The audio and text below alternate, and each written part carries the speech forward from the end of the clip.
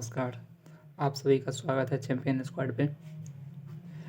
पिछले क्लास में हम लोग अरमान कविता के बारे में पढ़ाई कर लिए थे। आज उसका क्वेश्चन आंसर करवाएंगे। चलिए तो क्वेश्चन आंसर देखते हैं हम लोग। पहले शब्दार्थ बता देते हैं। शब्दार्थ है अरमान मतलब लालसा, ठीक है। सर्वस्व मतलब सब कुछ।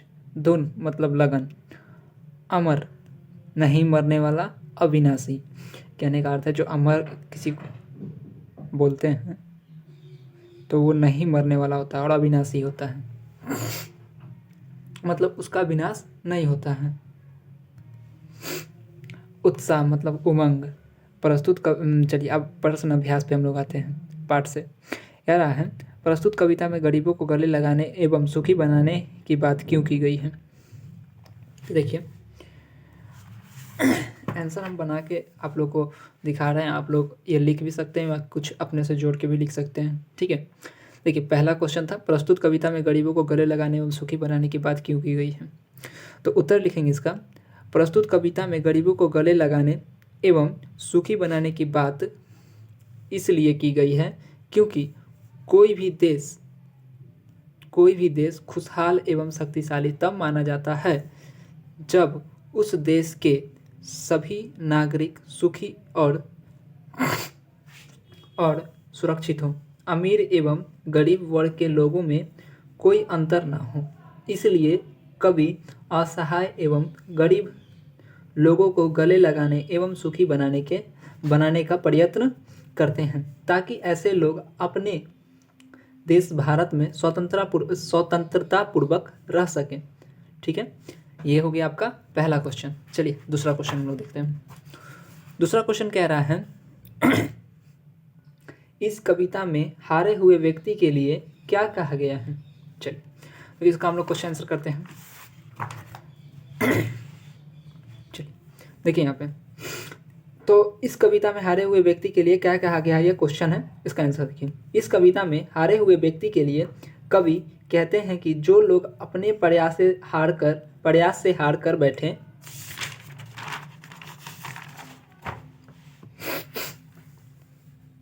उम्मीद मार के बैठे हैं,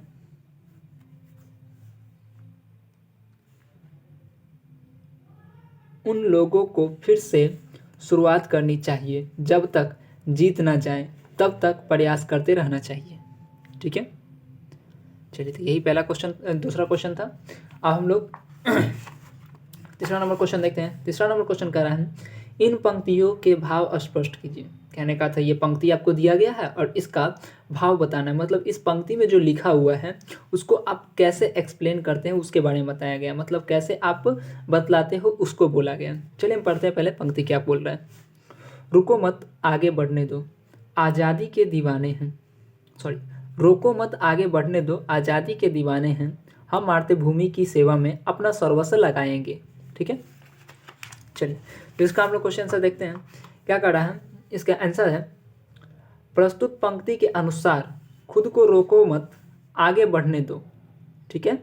हम आज़ादी चाहते हैं, हमें देश भारत की सेवा में अपना सर्वस्व का मतलब आप लोग अभी थोड़ा देर पहले देखे हैं कि आपका शब्दार्थ था सब कुछ, सर्वस्व का मतलब सब कुछ, ठीक है, लगाना चाहते हैं, ठीक है, ओके। अब देखिए अगला क्वेश्चन क्या कर रहा है, क्वेश्चन नंबर 4, बूढ़े और पूर्वजों का मान बढ़ाने के लिए हमें क्या क्या करना चाहिए, ठीक है। क्वेश्चन नंबर 4 है, बूढ़े और पूर्वजों का मान बढ़ाने के लिए हमें क्या क्या करना चाहिए। तो क्वेश्चन इसका देखिए, मतलब आंसर देखिए, आंसर देखिए क्या कर रहा है, बूढ़े और पूर्वजों का मान बढ़ाने के लिए तथा अपने राष्ट्र की रक्षा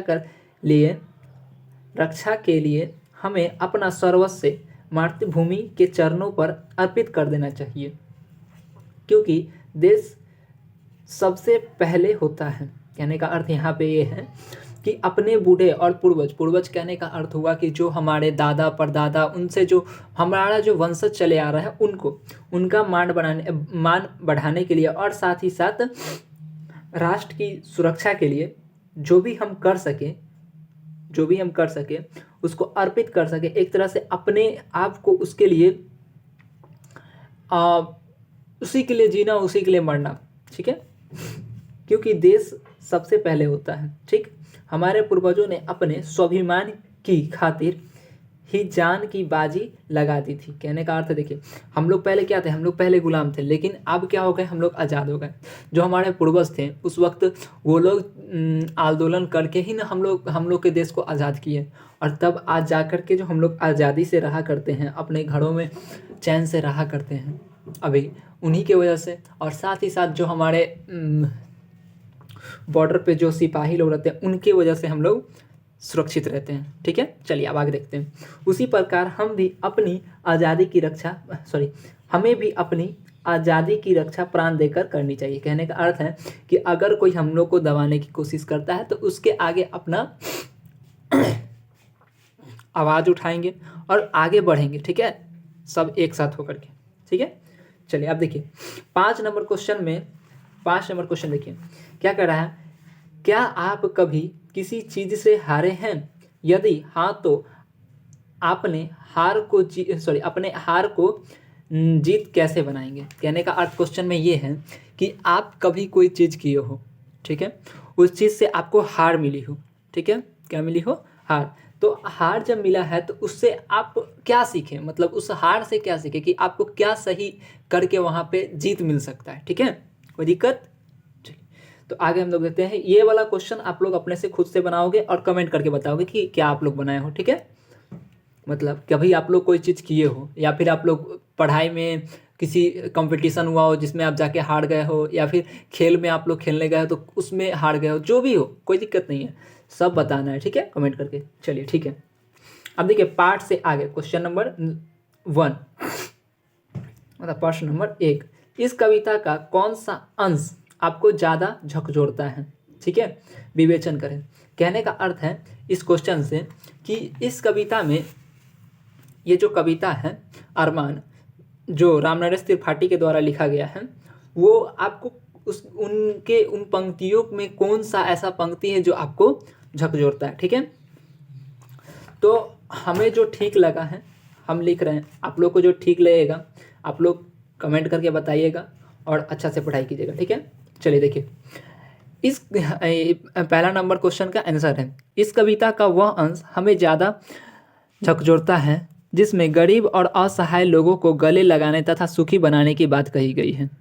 आप लोग देखे होंगे, ये आपको क्वेश्चन दिखाता हूँ। यहाँ पे देखिए, यहाँ पे जो बोल रहा है, जो लोग गरीब भिखारी हैं जिन पर ना किसी की छाया है, हम उनको गले लगाएंगे, हम उनको सुखी बनाएंगे। मतलब हमें तो यही अच्छा लगा, आपको जो अच्छा लगा आप कमेंट करके बताओगे। ठीक है, चलिए अब अगला क्वेश्चन देखते हैं क्या है। दूसरा नंबर क्वेश्चन है, आपके भी कुछ शौक और अनुमान होंगे, ठीक है, उनको पूरा करने के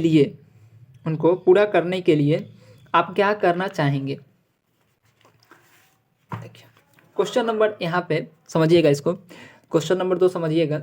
कहने का अर्थ है कि आपके भी कुछ शौक होंगे, अरमान होंगे, किसी को क्रिकेटर बनने का मन होगा, किसी को डॉक्टर बनने का मन होगा, किसी को आईपीएस ऑफिसर बनने का मन होगा, किसी को आईएएस ऑफिसर बनने का मन होगा। मतलब सबकी अपनी अपने शौक होते हैं, अपने अपने पहचान होते हैं, तो वो सब अपने अपने बनने का शौक होता होगा।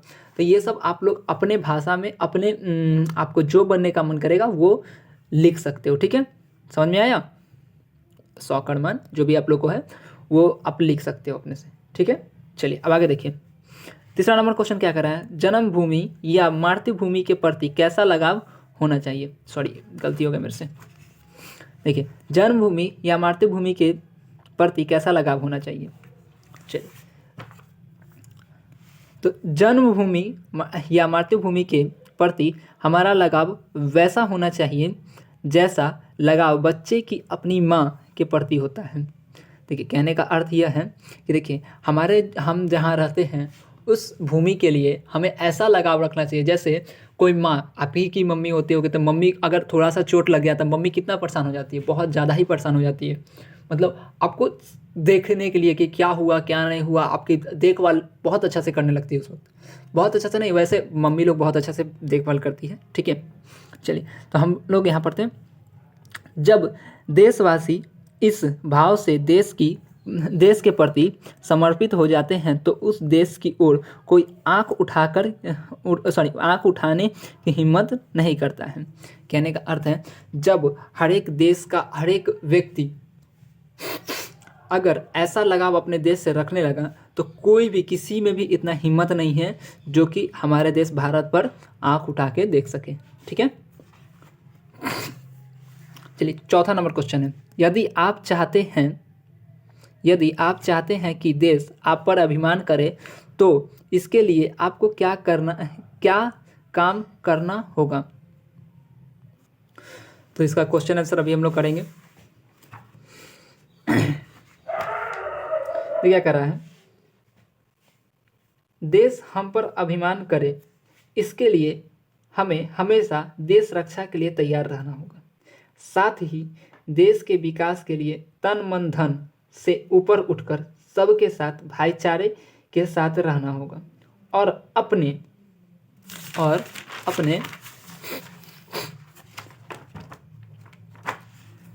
देश के लिए देश के लिए कुछ अलग करना होगा। ठीक है, कहने का अर्थ यहाँ पे ये है कि अगर हमको अपने देश के लिए कुछ करना है तो उसके लिए तन मन धन मतलब मन में छल कपट नहीं रहना चाहिए और उससे अपने देश के लिए हर एक व्यक्ति से प्रेम भाव से रहना चाहिए और सबके साथ मेल जोल बना